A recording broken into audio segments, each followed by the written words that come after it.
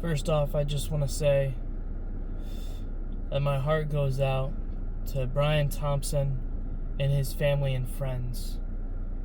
I don't want to be disrespectful to the dead, and for that, requiescat in pace. That being said, people have different opinions on this, so I guess I'll give mine. Now, I usually don't do this type of video, so if you're my average viewer, let me know how this is. I heard about it this morning because I work in healthcare, and insurance is kind of a big deal. Now, it means something that someone dies. It's pretty important and pretty bad.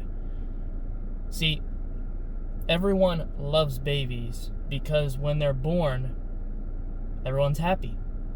People are excited to have kids. When people die, it's sad. And in between, people enjoy. If you're having a moment, a blip in your life, it may feel like a year, 2 years, 3 years, maybe your whole life you felt empty and meaningless. The one thing I want you to do is hold on to the fact that you are an animal and your instincts are to survive. The reason you're still here is because every instinct in your body tells you, I need to be here, I need to create offspring, I need to eat, I probably need to sleep sometime, and I need to poop. Those 5 things. Those are the reasons that you are here. Now, you can expand upon that and say, as a human that has a brain, a functioning brain, I would like to help other humans and provide value to society. But at the most basic level, just do those 5 things. Survive. And you'll find that survival, while it's kind of boring at the most basic level, instinctually, everything is telling you to live. My point is that this video is about life and death. So, if you're thinking about offing yourself, I'd say stick around for a little bit, because 80-year-olds go skydiving. So, if you can be 80 and go skydiving and have some fun and live some experiences, that means that you have your entire life to get better. So, that being said, now that you want to live, or you've been convinced of it, or we have established that living is good, let's establish the fact of, I saw it on the news just now, I was looking at it, and I'm going, see, for me, I take it from a logical approach. I am in healthcare, and part of that means that there are some big insurance names, right? The United States is one of the few countries that uses commercial insurance. We have Medicare, we have Medicaid from the government, and then we have commercial insurance.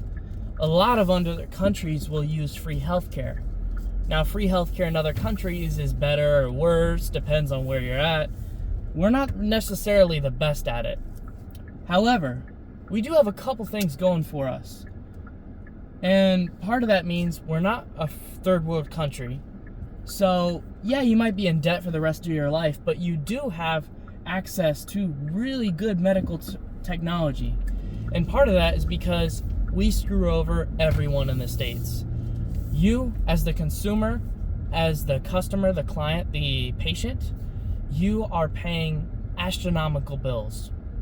Then, on your end, you have to sign up for Medicare, Medicaid, or a commercial insurance.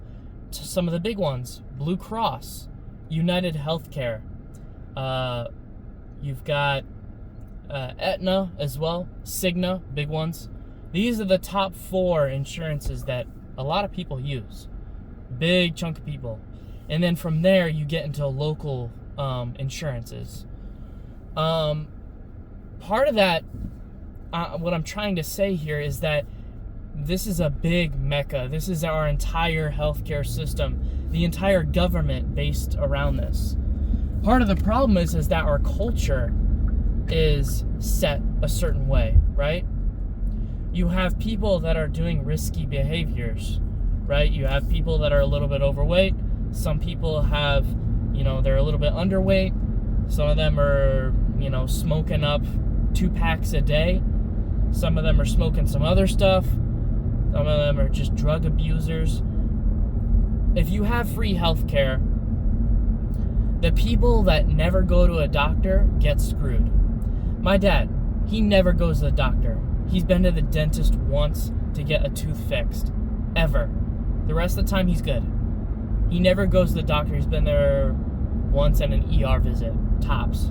Well, in my childhood, it was a long process. But my point is, he's not out here using up the healthcare fund, right?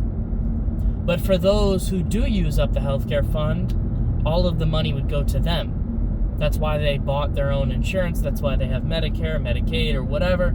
They have it set up.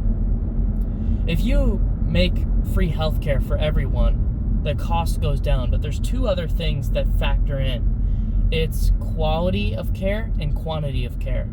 If everyone has free healthcare, then everyone is going to overload the healthcare system. Everyone's always going to the hospital. They're always going to their nearby clinic.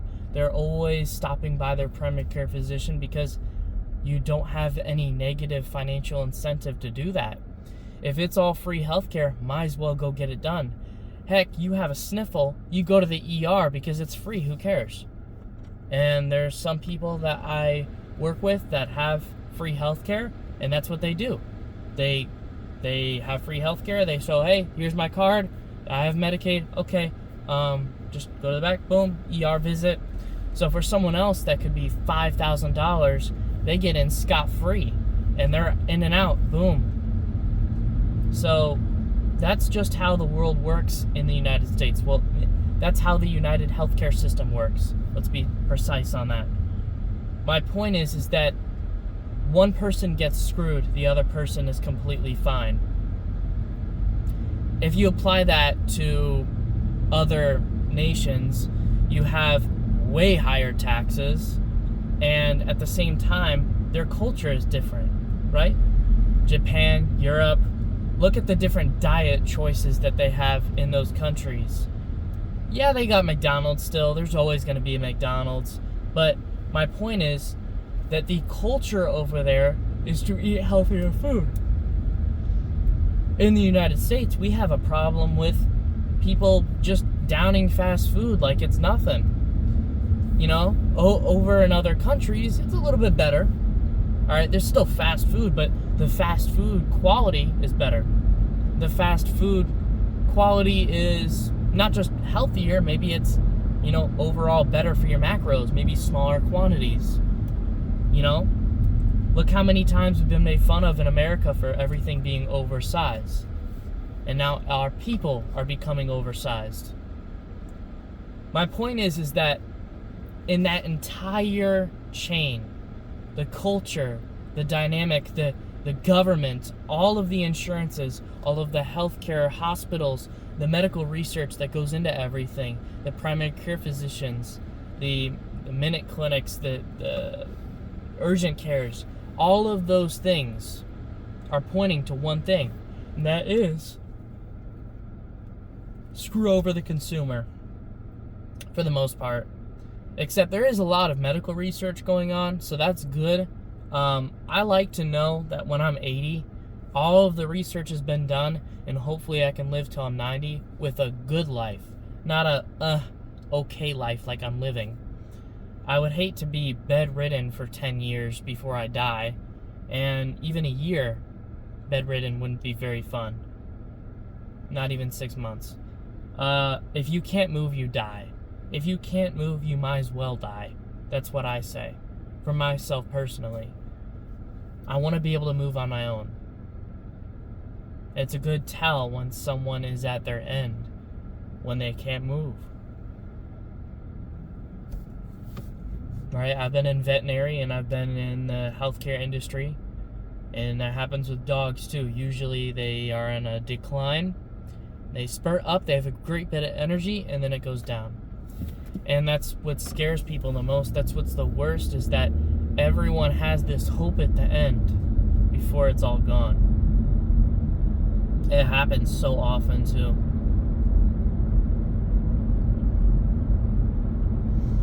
But part of my reasoning for this is making these videos because what is one dead CEO gonna do?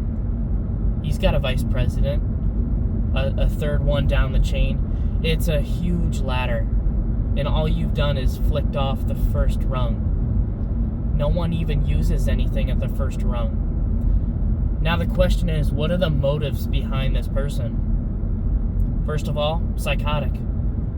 He's just an anarchist. Highly unlikely. It has to be personal. You're throwing your life away if you get caught, so it has to be personal. It only makes sense. Motives? He got screwed by the healthcare system. He got into debt. Maybe he has a close family friend that didn't pay for their, that United didn't pay for their healthcare. Another thing is that I've come up on from working at the hospital is that in the ER, if you can get as many treatments as possible. You go to the ER, you get seen, good. Yeah, you might be in debt with the hospital, millions of dollars, but you always get seen in the ER, regardless. You'll be in debt forever, but you will get seen. Outside of the ER, not necessarily the case. An outpatient setting and any other setting, if you want treatments, you have to pay. You have to have an insurance. Something has to be done. And that's what's scary, because that's something that just came. I used to work in the ER, so this is a new concept to me. It's something I didn't grasp before. And I'm starting to understand that while we are not for profit at the hospital, there are things that are just outside of our power. We have financial assistance. We have health fund solutions and different ways that you can have sponsorships of insurance. At the end of the day, if you can't pay, you can't play. And it's not just us, it's the entire healthcare system. So I can see where if United didn't authorize someone's treatments for cancer, let's say, I can see where you'd be a little upset. Now, yelling at the insurance, changing your insurance, buying a different insurance, all makes sense. Killing the CEO, I don't know. Not much of a statement there. The guy just works at the top. He makes the big idea decisions. He's not really in the know.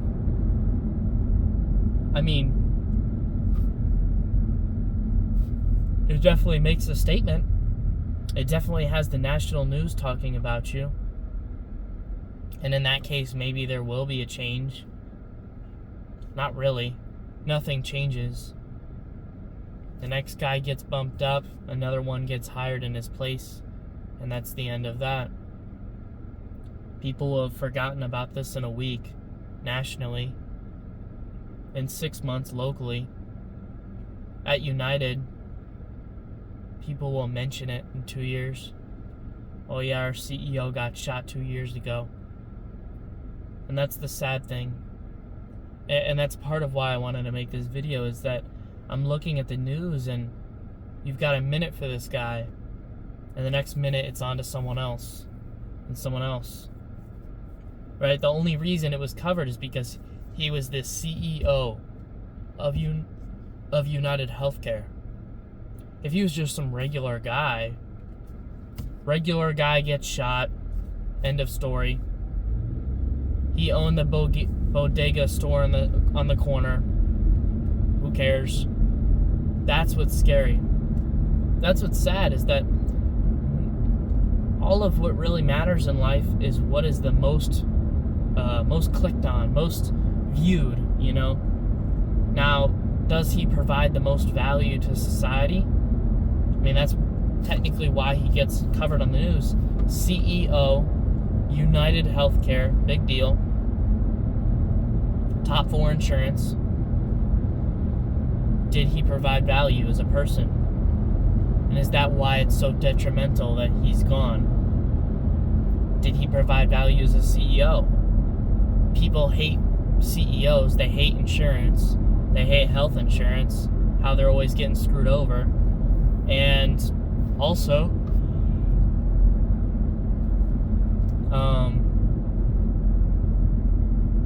there's got to be a stock for them too. Jeez, that's got to be dropping. But my point is that at the end of the day, all of it loses meaning the more it's popularized, socialized. The more on social media you talk about something, the less meaning it has. Unfortunately.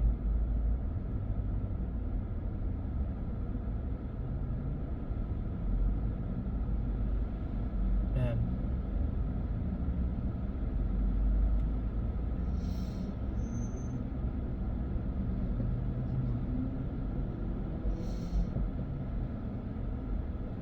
Hang on.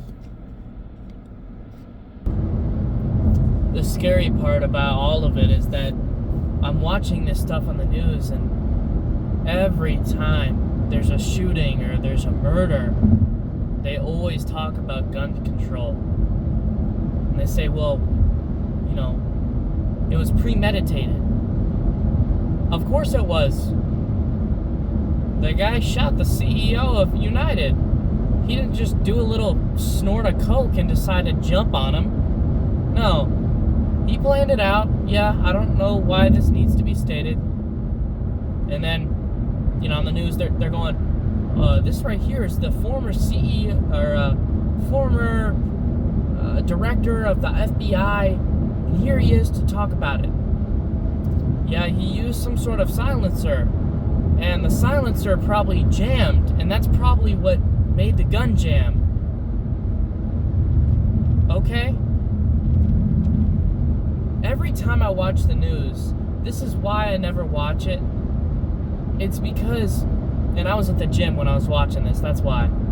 I was listening to my music, I was scrolling Insta Reels like a super powered gooner. But I'm listening to this and I was watching it and I'm like, oh my gosh, these idiots.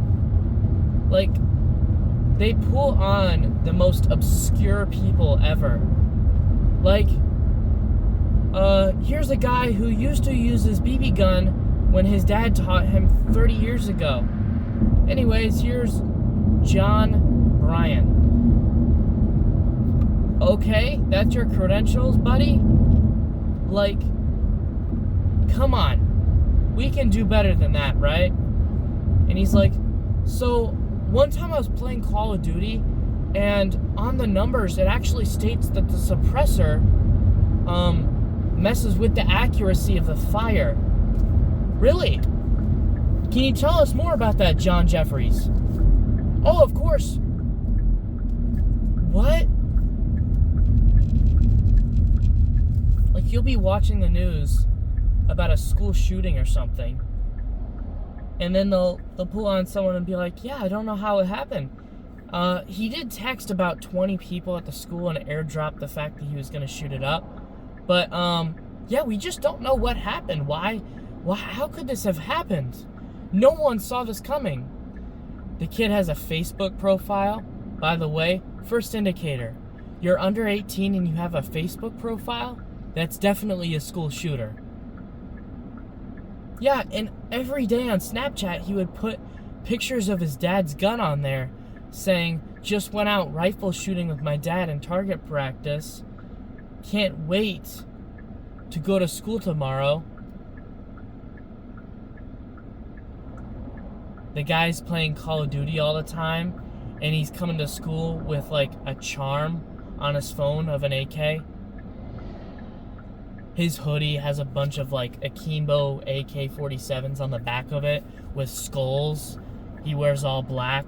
He wears his hoodie at all times. He wears all black, and he hissed at a student once. Big indicator right there. He's part of the weirdo group. He has a Discord. All of these are very good indicators of somebody interesting. Person of interest, what can I say? So if you know anybody like that, Get him. Confiscate his stuff, because that man is planning. And it's always a dude, because, life got dudes down. Right? I'm pretty sure it's like 99% of school shootings are dudes. Because, I don't know. That is kind of weird, right? I think Jordan Peterson put it in the best way where, girls will be more likely to hurt themselves, but men will be more likely to take lethal force against themselves. So I guess that can apply to other people too. Men are more likely to commit violent crimes against others. Okay, calm down. Thank you, censor. Anyways, my point is, and it was probably a dude that shot the CEO of UnitedHealthcare. My point is, with all of it, what am I getting at here? I don't know. Just don't shoot people. It's kind of not really cool. No one really likes that. We can solve our differences in better ways, like talk it out. I do understand the appeal. Maybe you're not that intelligent. Maybe it's a lot easier just to shoot somebody. But the guy probably just makes his coffee every day and says, hey, we need to run this company better. That's it. And he goes home after a 10-hour shift of telling people, hey, so we need to cut costs in this area. We should probably open up a sector here. All right, have a good one. And goes home to his family.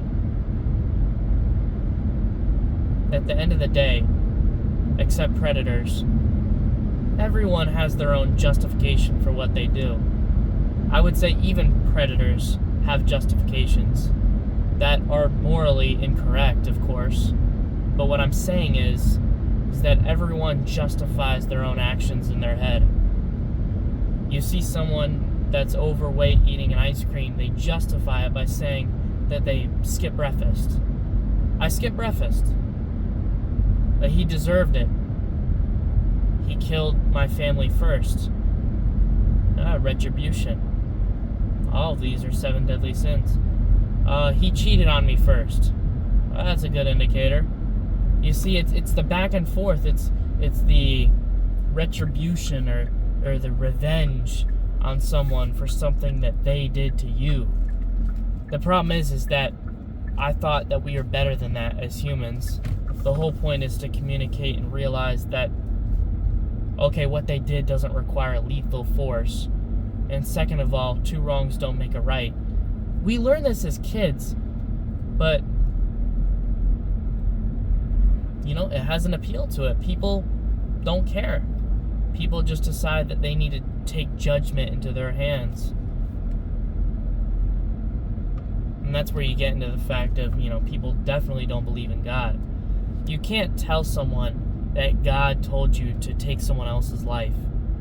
If you believe in God and you kill someone else in just cold blood, I'm sorry, but you need to take that cross off your neck, right? Because you're not there. And I'm not saying that anyone that doesn't do that is the purest angel in the world. Simple as that. Let me take a quick pause. Anyways, I think that's it for today.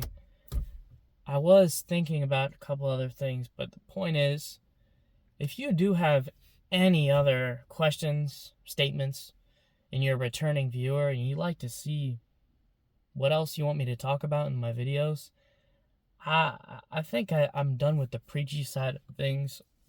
I want to go over topics. I want this to be back and forth. So if you made it to the end, you're a pretty good viewer. Thank you much for the view. But I hope you learned something, and I hope that I provided a little bit of value to you. All I want to do is I want to provide more value to this video. And to do that, I need your support. I need you to spam those comments of something that you want to talk about. Give me a question. Give me a statement. Give me a controversial opinion. I don't care. I'm going to talk about it. I'm a small channel. I got 99 subscribers. Or 99 videos. This makes maybe 101 or something. And I don't have many subscribers. So please, subscribe, comment, and like the video if you're feeling frisky. Thank you much. I'll see you tomorrow, man. Bye now.